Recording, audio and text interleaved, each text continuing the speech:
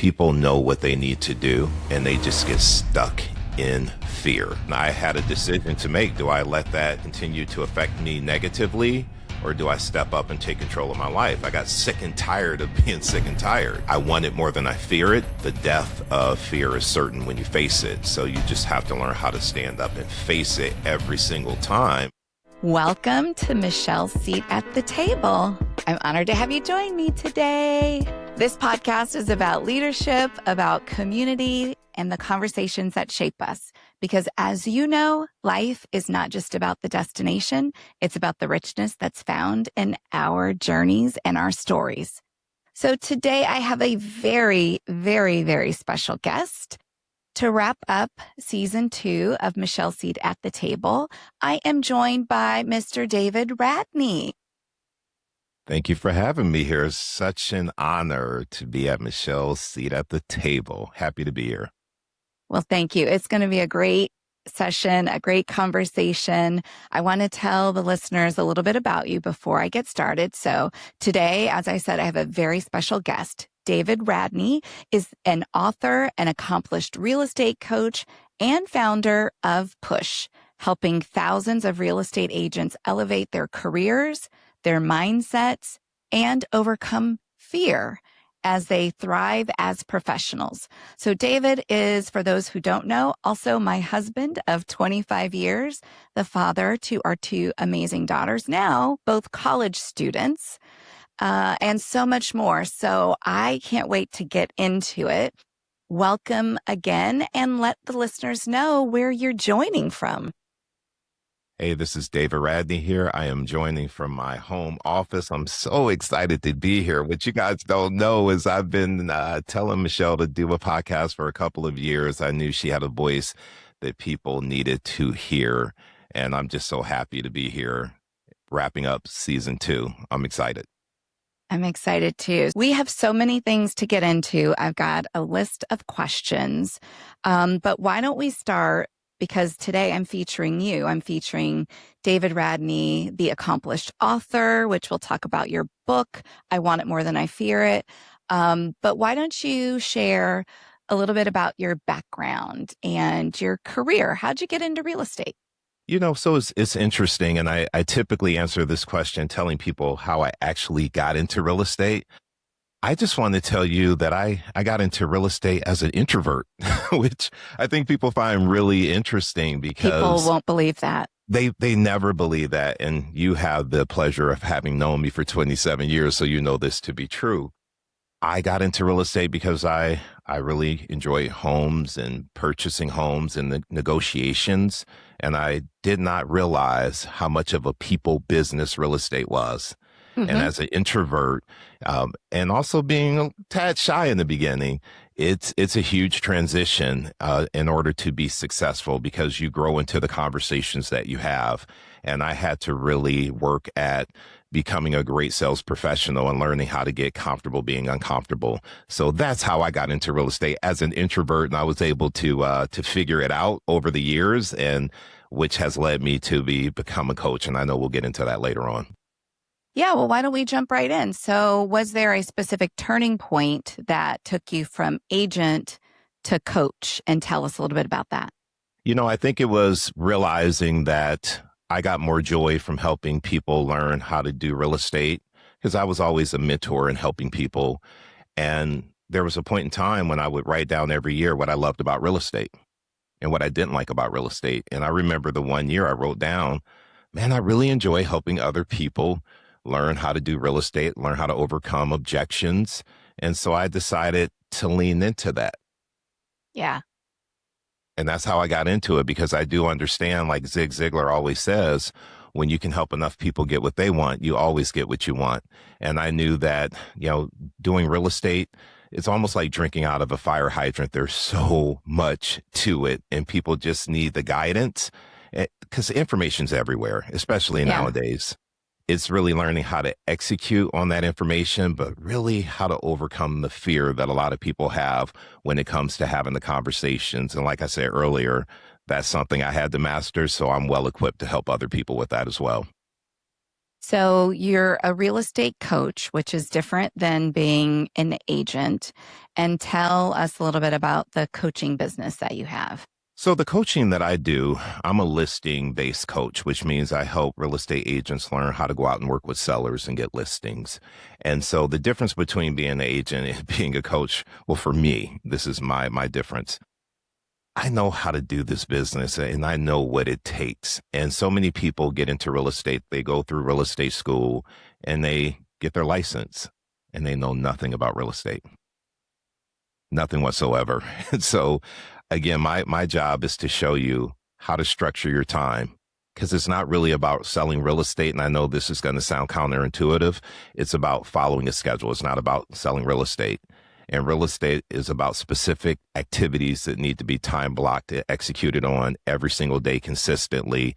That's how you build your business. So what I do is I give people the structure and the guidance, the support, the accountability, and then also the encouragement as well. I saw your face when I said Oh, accountability. You know that's a big piece of what I do, right? it is. And what people don't realize also is that while I am not technically one of your coaching clients, I get your coaching a lot as well. So we talk about different scenarios. You hold me accountable to a number of things when it comes to pushing me. So you use push, and you can tell us what push is. But I'll just say first, you push me. You nudge me. That's how this podcast got started when you were saying, you should start a podcast. You've got a story to tell. And I was really like, people don't need another podcast. They don't want to hear what I have to say. And you were like, yes, they do. And you should put your voice out there. So it is largely because of you. Thank you, sir, that I actually am hosting this podcast and having you at the table. So before I get into my next question, which is about your book, tell everyone what PUSH actually stands for, what that means. So PUSH stands for prospect until success happens. And to me, it was such a great name because everybody needs that push, right? And in real estate, it's a numbers game. Sometimes we're giving up at like the 11th hour and you just need that push to keep going. You probably have seen this diagram where it's a man in the mine and he's hitting the wall. He wants to break through and he's just like, it's not happening. And he gives Tired. up, right? He gets tired. He gives up. His determination and discipline isn't there. The next miner comes right behind them, hits the wall a couple times, cracks it open, and there's there's all the reward, right? So I am the guy that's pushing people to keep going. And in order for me to do that, I got to be tapped in to their why, what's important to them, because when I know what's important to them, I know how to push them to keep going. That's what push is all about. And I think that's great. And I do, one of the things that I love about it is that while your focus is on real estate, it's a mindset that regardless of the type of career you have, whether you're selling houses or selling computer technology or books, right? It doesn't matter. You have to have that same mindset in being able to keep going. And so push to me means so much more around keeping it up, right? Keep up what's working, and to be able to reflect and realize when it's not, so that Yes, you can make changes. I love that. So I am so proud of you. Last year, you wrote your first book. So for the people who are out there, yes, I want it more than I fear it. How to Yes. push beyond your limits, succeed without fear, and crush your real estate goals. Same thing, whether you're in real estate or not, this is a good book to get and to have. But I want you to tell the listeners and viewers, for those of you that are on YouTube, what inspired you to write this book. So many things. I've worked with thousands of agents, and one of the biggest things that I have learned is that people know what they need to do, and they just get stuck in fear. And I've Yes, been there, so I can me really too. speak to it. Like that phone can weigh 800 pounds. Now, looking back, I'm like, what was I ever afraid of? But when you are starting out, that fear is a real thing. And so for me, this book is a blueprint on how to be successful in real estate. However, if fear is getting away and you're never taking action, you're never going to see the success. So in this book, I'm really transparent about how I pushed through it. You know this. I had a fear of public speaking, and I had a decision to make. Do I let that continue to affect me negatively, or do I step up and take control of my life? I got sick and tired of being sick and tired. And the Yeah. thing that was holding me back was that fear. And so the title of this book is so important to me. I want it more than I fear it, because if your wants and your desires, what we call our big whys, are big enough, they're bigger than the fear, and you'll step up and you'll face it anyhow. And the saying goes, the death of fear is certain when you face it. So you just have to learn how to stand up and face it every single time. And the thing that I find very interesting, I don't think the fear ever really goes away. You learn how to reframe it. Instead of saying fear, I say excited. I don't say I have a fear of public speaking. I say I'm excited to go out there and share my message with people. And then I Yeah. find when I feel the butterflies, I'm like, yeah, that's that excitement. It's like getting on the roller coaster. I'm excited about it. And it just makes me feel different about how I show up. Well, one of the things that you used to tell me, you still tell me, and I actually did a podcast episode about this, is that done is better than perfect. And I think that's part of it when it comes to fear. Sometimes you have to do it afraid. You have to just start. Another one of my podcast guests talked about doing it with shaky knees. This was the episode with Helene Lerner. And Hmm. she's like, you just have to do it. You can't let the fear hold you back. And sometimes you just work through things that people can't see. Well, it's one of these things too, where you have to ask yourself, when you're saying yes to the fear, what are you saying no to? For a lot of Mm, people in real estate, saying yes to the fear means they're saying no to paying for college, or paying for the house that they want to yeah. purchase, or having that great vacation. So saying yes to the fear is saying no to the things that you really say are important to you. And if they really are important to you, then do it with shaky knees, right? Do shaky knees. Yes. So I'm opening the book because one thing that I want to ask you to expound upon, this is in chapter 13, Come from Contribution. And so one of the things that you talk about is gratitude. And I know that gratitude is a part of mindset for you. But Hmm. when you talk about gratitude in your coaching, when you talk about just showing up from a perspective of contribution, how do you tell people, how do you teach that? How do you instruct people? What is your advice when it comes to gratitude? Well, the biggest thing with gratitude, and you mentioned coming from contribution, I think so many times we are in sales, we're real estate salespeople, but we are so transactional, and people can smell that on us, right? Mm, So what I tell people is to be grateful you have the opportunity, come from contribution. How can I help you? yeah. Because here's the thing that Zig Ziglar says, and I quote this all the time: when you can help enough people get what they want, you always get what you want. So Hmm. number one, be grateful you have the opportunity to serve them. And then your question is, how can I help you? What are you looking to accomplish by getting this home sold? And what's that going to do for you? Once they're sharing all that information for you, you're just coming from contribution. Well, here's what I have. Here's how I can help you. Here's the information you need to make the best decision. Whatever you decide, I'm okay with. And when you come from that approach, people don't feel pressured.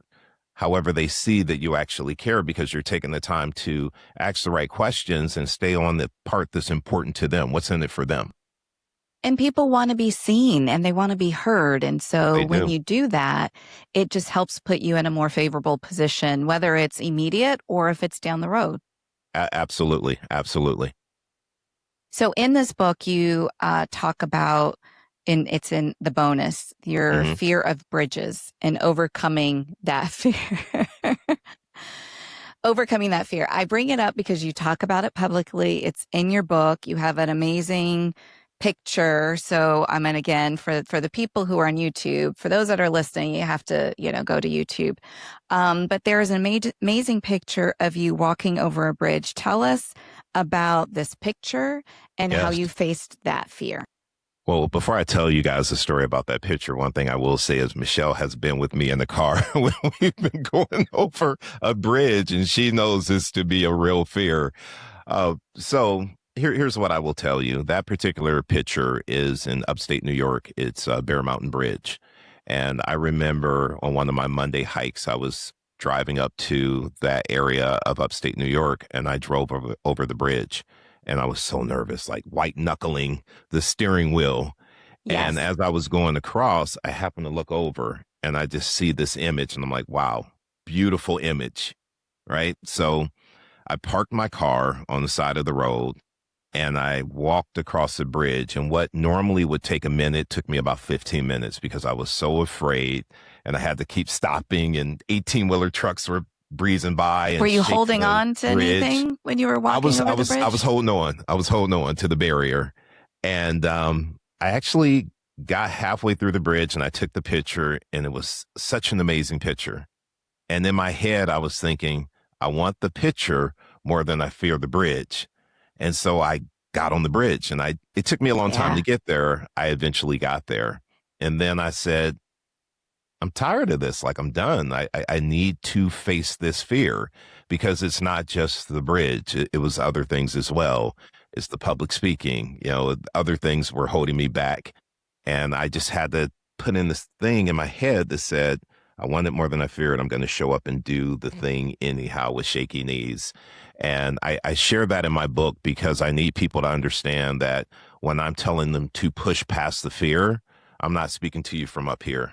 I'm speaking Yeah. to you from here because I have experienced that as well. And I know that I have been told I shouldn't say this. However, I want to put this in context. I'm not anyone special. So when I say that, what I mean is we all can do what I did. You Sure. just have to make a decision that what you want is so important, you're not going to let the fear block you. And so I did things in my life to overcome that fear of bridges. I did things in my life to overcome the fear of public speaking. And it was baby steps, like the movie What About Bob? Baby steps.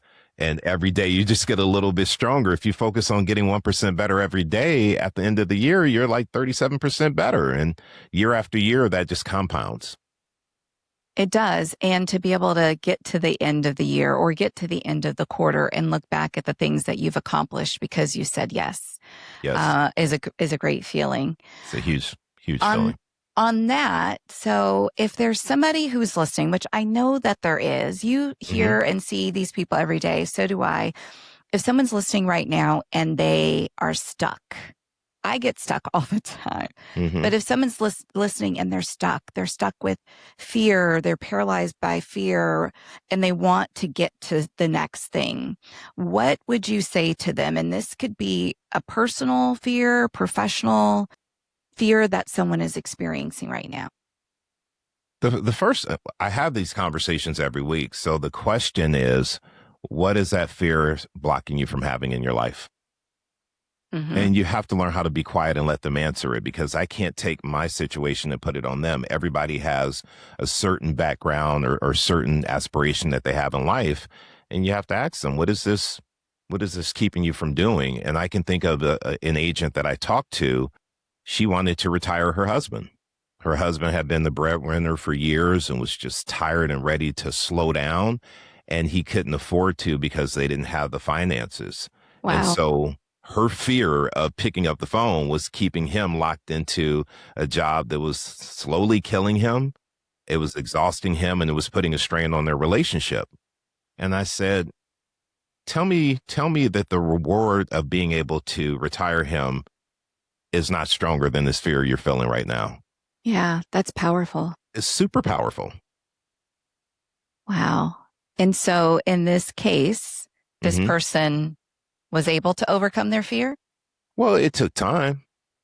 I said, you're looking at this whole list. What if you just call it one person? Baby steps. Baby steps. And what's the worst thing that can happen if you call this one person? Like, worst case scenario, let's talk about it right now. She said, they hang up on me. And I'm, okay, tell me something else. Well, what if they cursed at me? Okay, tell me something else. And she couldn't come up with anything else. And so what I had to explain to her was it's a numbers game. You're going to get the hangups and people being upset with you no matter what. So you got to figure out how many of those people you need to get through to find the one person that will help change your financial situation.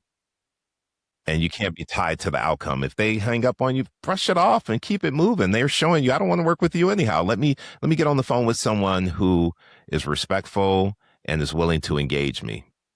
And Yeah. here's the funny thing. First call we made together, she didn't get business from it, but it was a pleasant call. It wasn't as bad as she thought, It right? wasn't as We bad as build she up thought. in our head something Yeah. really extreme or really bad, and it wasn't that bad. She was waiting to feel ready, and I told her ready isn't a feeling. It's a decision you make. You got to make a decision to pick up the phone and just make the call no matter what.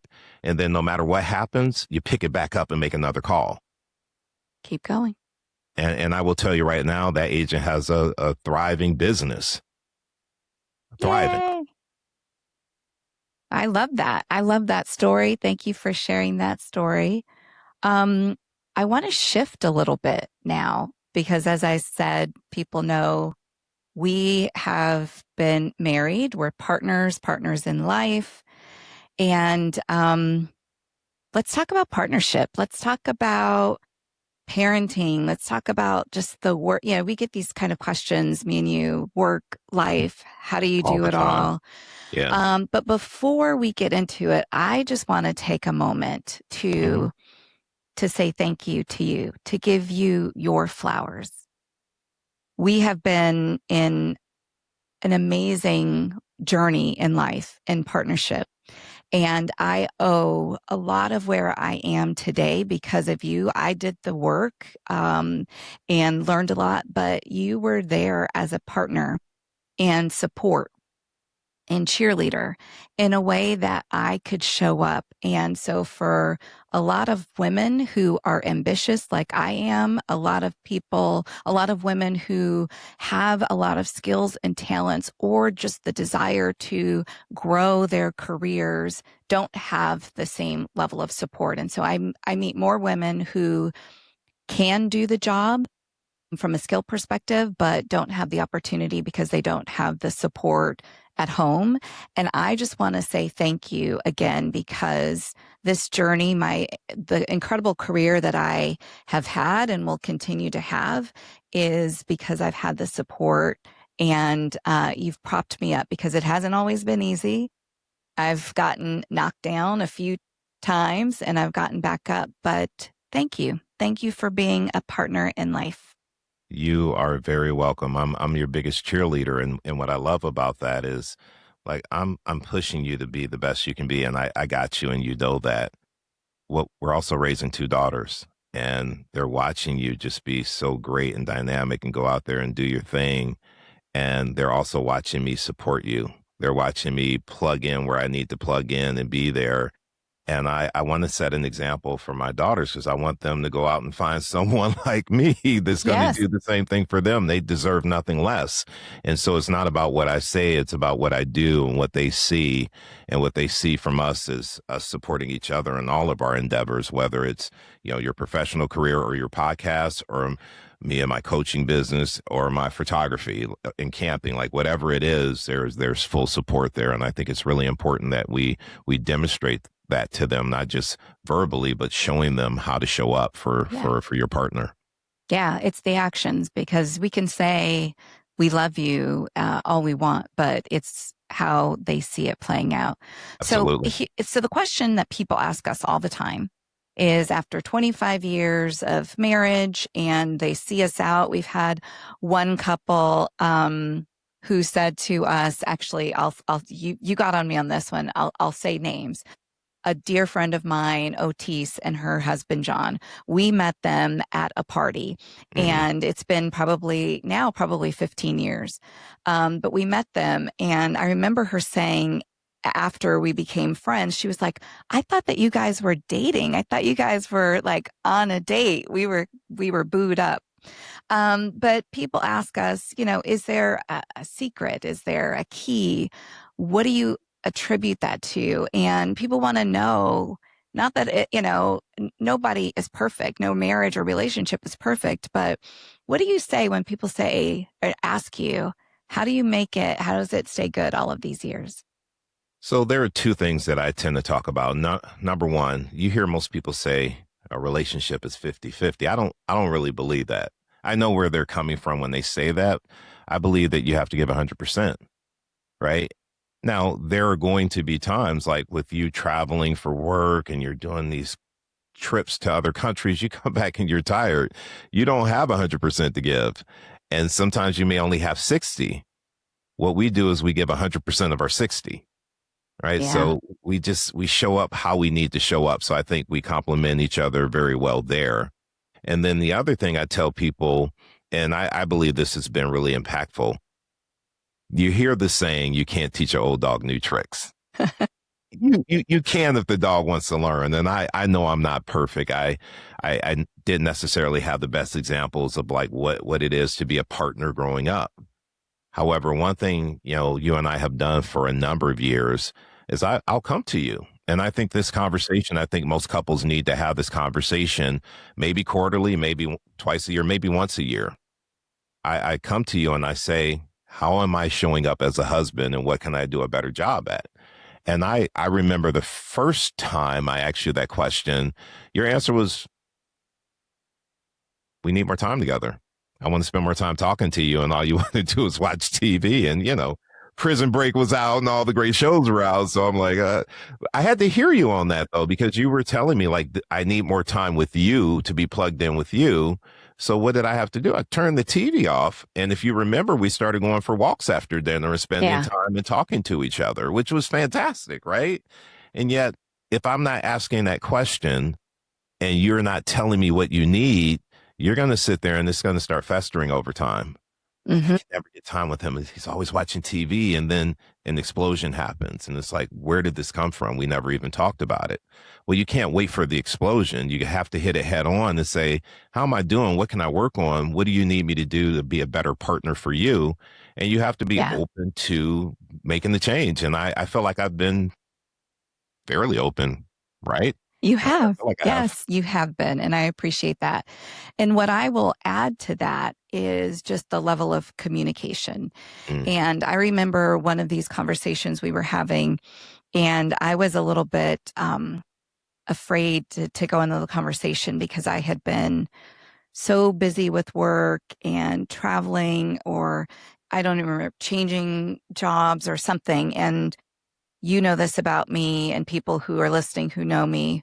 When I get on a thing, I go all in. I have a hard time doing something halfway hmm. or not well, not giving it my all or not giving it my best. And there have been seasons in our life that I have been consumed with things at work. And I remember thinking you were going to like really get on me. And I knew that it was the right thing, but just having that accountability to say the laptop goes off, work is done.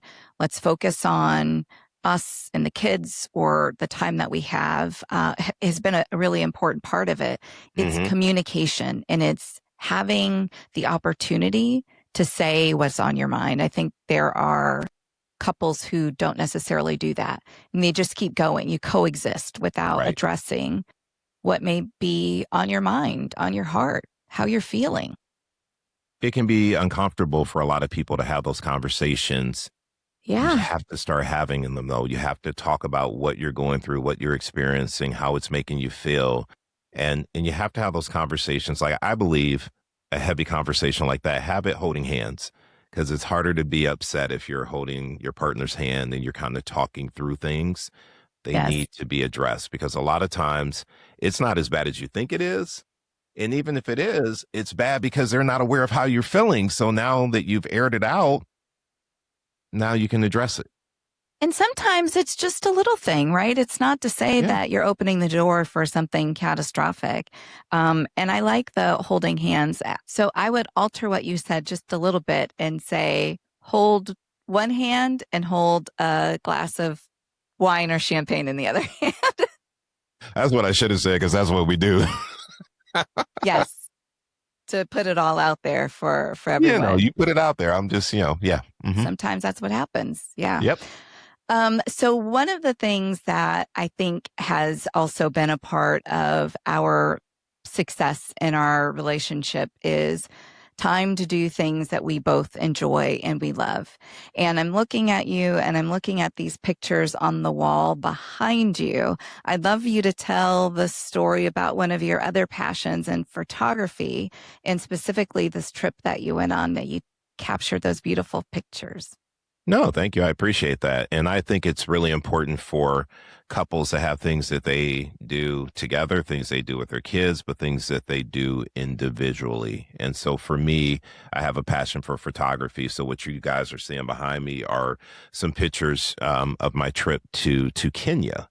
And one thing about this trip, it was one of those bucket list trips. It was one of those things that was on my vision board for a number of years. You know how I spoke earlier about you have to have a strong why, right?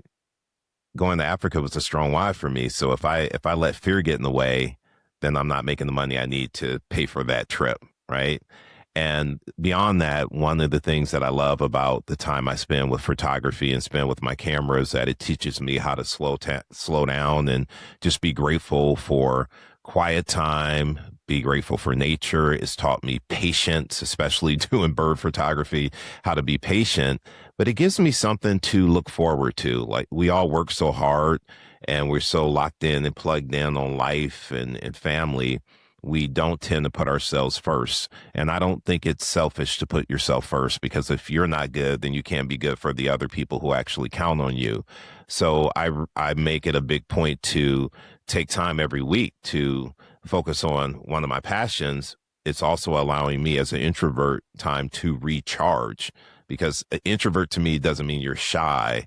It means that when you spend time talking, you have to recharge. And for me, recharging is quiet time with my camera out doing what I love. Yeah, thank you for sharing that. You are an introvert, but you were at one point shy. You're not very shy anymore. I was really shy though. It was holding me back on a lot of things in my life. And so I had to learn how to get comfortable being uncomfortable. And there's still rooms where I'm a little uncomfortable. You wouldn't know it. I just keep showing up. And every time I do it, it gets a little easier to walk in those rooms. So we are entering another stage in our life together and our partnership. And I mentioned earlier that we have two college students now. So we're going into this area called empty nesters, which some of the listeners already know about, but that's Yep. different for us. So tell me how you're feeling about us being empty nesters soon. I say partial empty nesters because they're going to college, but they will come back home Maybe not. for Um, breaks. No, oh, for great. Okay. breaks. Okay. No, we're empty nesters. And here's what I will say. So many people are like, are you sad? Like, how are you feeling? I'm so excited. Like, why Yeah. would I be sad? We've spent the last 18 plus years raising these girls to be independent, know how to handle themselves, professionally and personally, how to go out there and make money, save money, invest money. They're so smart. I'm ready for them to go because I want to see what they can do. I'm super excited about that. The thing I'm really sad about, I don't know about you, I haven't washed dishes in 10 years. I got to start washing dishes again. I'm Oh not my happy about gosh. that, but everything else I'm super excited about. How about Mm, you? well, well, I wash dishes when I cook, so I wash dishes all the time. I'm excited about it. I do feel a little something in my heart though, Mm, and it's because it's more official that with both girls being gone. So it was an adjustment having our oldest daughter gone and we still had the younger one here, and she was, not driving yet, and so we were still, taking her places. It's been like these baby steps. And now that the youngest is leaving, I'm very excited. I'm very happy for her. But it's like my babies are gone. Like they are grown up. hmm And there's something about that. I don't know. And part of just for us, we've been parents, not that we're not going to be parents, we've been parents and we've had kids around. What I'm really excited about is what life will be for us and the different type of places that we'll go and things we'll do Right. because we won't have kids at home. Watch out for the cities near us because we're going to be out and about enjoying Yeah. all of the new things. That's exactly right. And I think I always tell people you need to have your own passions because if your life revolves around your kids, you will be lost when they leave. And that's why, I've always pushed you like find something that you're into. And I know you've done that. And, I'm into my traveling and my hiking and my photography. So I am ready. I am ready. So here's one interesting thing for us to think about, and I'll see what the listeners think about this as well. Since we will be out and about more, maybe we will start to do some different restaurant outings, reviews, wine tasting and reviews. Maybe we can make a thing of it where it's like we're trying this new place in this new restaurant in this new town, and here's what we think about it. Something we can explore. I think we should definitely explore that. And I think there's also a space for us to talk about what we touched on here, like how do you keep the relationship going? How do you partner up and support each other? There are just so many conversations that people need to hear from people that they know and trust. It's one thing to hear from somebody on YouTube, but you're like, I don't really know their life and what they're Yeah. all about. And we have so many different personal connections. And since we've lived Arizona, Cleveland, Los Angeles, Austin, Houston, Dallas, New Jersey, we know people all over. And I think we could really have an impact on people, showing them, how we navigate life, how we navigate making decisions, how we support each other, how we push each other, what we do to unplug and have fun. I think it would be a great conversation to have as we are out dining and experiencing all these new places. I love that. I'm open to it, but I will say, just to get back to your book a little bit and your challenges and your pushing. So you definitely will help us do that last part, but I am a bit more reserved when it comes to the sharing and the social media part of it. And so in your book, one of the things that you have is this social media engagement challenge, which I have not done. I actually tried to do Hmm. this and I was not successful at doing it, but it's the challenge of more than I fear it. And the challenge prompt is one thing that you've wanted so badly that you overcame a fear to get it. And maybe it was a career move, a Yeah. relationship, or even conquering a personal challenge. And share your story in the comments, tag me in the post, and let's inspire each other to want it more than we fear it. This is in David's book, I Want It More Than I Fear It, on page 20, the social media engagement challenge. So maybe that's something that we can try together. It'll be a little bit harder for me than it is for you. I want it more It, than I it fear may it. be harder. And what I will tell you is the people who will hear you say it, they look at who you are and where you are, and they believe like I can never make it there, and it's only because they don't know who you are and where you came from. And so when you get comfortable telling your truth, it's gonna make so many more people believe it's possible for them too, because right now they don't see what their life can be. But when they know that someone like you and me have pushed through these adversities and we've created the life we've created, then it becomes a little bit more doable when they see it demonstrated. So I think it's important we talk about it. Okay, challenge accepted. Challenge. We talked about this podcast and having a seat at the table. And part of the reason that I started this podcast was a way of me giving back, telling my stories, giving my journey, being that mentor for so many people that needed a playbook because I didn't have one when I started my career. Right. And you are an advocate. You've been an advocate for me, but for so many professionals. What does your seat at the table look like today? And what does that mean to you? I spent the first part of my career just like really proving something to myself. And I realized pretty quickly that having success wasn't enough. You had to have purpose, which is why I love the pivot I made in my career to become a coach, because I really believe when I wake up every morning, my purpose is the 29 agents that I have in my Push Academy. My job is to show up and help them create the life that they want. And I know when I do that, then I'll have the life that I want. So my seat at the table now is I'm in the position to pull back and help other people out. So my job is to pull up a chair and invite people in. And the way I do that is not forgetting where I came from, because all the things that I went through, the fear, the lack of discipline, the lack of structure, most of the people that I help are dealing with that same thing. And when they can see somebody sitting at the table that has overcome all those adversities in their business and is pulling out a chair saying, I see you and I can help. Okay, so I want to get into some lightning round questions. Are you ready for the lightning round? Give it to me. What are you currently binge watching? Lioness. Zoe Saldana. What? Great show. And I'm glad we just started it because we have 3 seasons now. So The Lioness, hands down. And it is so good. It started off crazy. Okay, next question is, what is your favorite junk food? Chicken wings. Is that considered junk food? Or are you thinking more like dessert? If it's more like dessert, I'm going to say ice cream. Okay, both can be true. If you talk to our daughter Morgan, the chicken wings is junk food. So okay, and ice cream, and ice cream. Okay, not together. Yeah.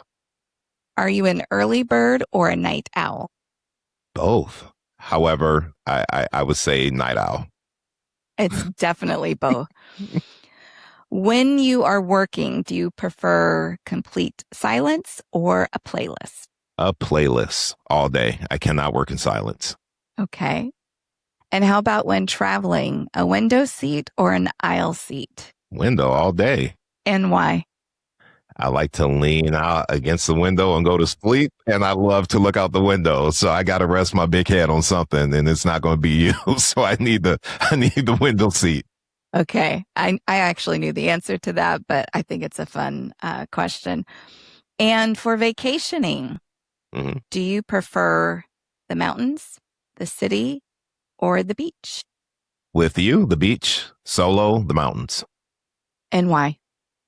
With the beach with you, I just enjoy being out there and just relaxing, reading books and having drinks, by the water. And I love waking up to a sunrise on the water. For me, the mountains, because I love the solitude. I love to camp, have an open fire and sit back and enjoy a great cigar and just appreciate life and be one with nature. That's my happy place. One with nature. So our friends know that there are times where they'll call me and I'll say, he's out being one with nature, because for those that know us well, know that you are one with nature and I am not necessarily one with nature. And that's okay. It is okay. And we have found our way. Yeah. That's right. Amen. Amen. Well, thank you for joining me today. It has been such a fun conversation. Thank you for joining me at the table. Thank you for helping me set this table, because if it were not for your encouragement and pushing, I would not have started this podcast. Please tell the listeners how they can find you, connect with you, and if they're interested in your book or the program that you do. I love it. So the easiest place to reach me, Instagram, and it's my name, David Radney Push. It's the easiest way to find me. I'm also on LinkedIn at David Radney, or you can go to my website, David Radney Push, and you can purchase the book there as well. Okay. Well, we'll put that in the show notes. Thank you again for joining. Thank you all for listening. And if you enjoyed this episode, please share it with a friend or with a colleague. And don't forget to give us a review on your favorite podcast platform. And remember, until next time, that the most important conversations don't always happen in the boardroom. They happen right here at the table. Thank you for listening. And if this podcast episode resonated with you, please share it with a friend. Invite them to the table. And don't forget to like, follow, and subscribe to this podcast on your favorite platform.